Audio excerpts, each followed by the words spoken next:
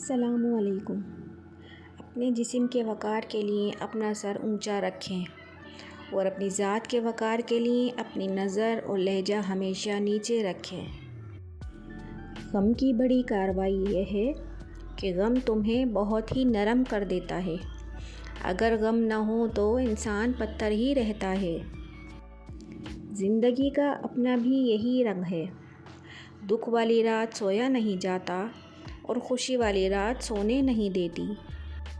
وقت کے ساتھ ساتھ بہت کچھ بدل جاتا ہے، لوگ بھی، رشتے بھی، احساس بھی، اور کبھی کبھی ہم خود بھی بدل جاتے ہیں۔ میں نے اپنی جتنی زندگی گزاری اس میں ایک ہی بات سیکھی ہے کہ انسان کو کوئی چیز نہیں ہرا سکتی جب تک کہ وہ خود ہار نہ مان لے۔ نہ کسی کا دل نہ کسی کی جان چاہیے، جو دل کا حال سمجھے ہم کو وہ انسان چاہیے۔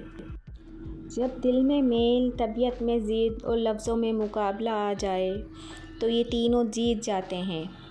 بعض تعلقات اور رشتے ہار جاتے ہیں۔ ہمیں یاد رکھنا ہے، جس طرح زندہ رہنے کے لیے سانس فرض ہے، اسی طرح مسلمان رہنے کے لیے نماز فرض ہے۔ سانسیں ٹوٹی زندگی ختم، نماز چھوٹی ایمان ختم۔ ہم لوگ زندگی کی دوڑ میں اتنا مصروف ہو گئے ہیں کہ اپنے پیاروں کو تحفے میں گھڑی تو دے دیتے ہیں، صرف وقت نہیں دے پاتے۔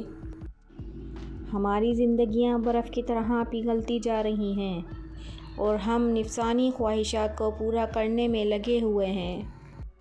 شیطان کربلا میں کھڑا امام حسین علیہ السلام کا آخری سجدہ دیکھ رہا تھا کہ اچانک آسمان کی طرف دیکھا اور کہا، تیری خدائی کو غور سے تو آج دیکھا ہے، کہاں معلوم تھا کہ نور عالم ایسے ہوتے ہیں۔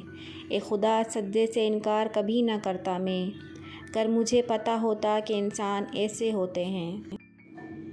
جب کسی سے بات کرنے میں آپ کو سکون ملنے لگے تو سمجھ جائیں بربادی بہت قریب ہے۔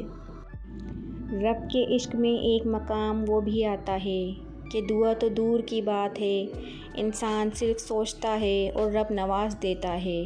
اور میرے ساتھ ایسا لاکھوں بار ہوا ہے کہ میں صرف سوچتی ہوں اور میرا رب سوچنے سے پہلے ہی نواز دیتا ہے۔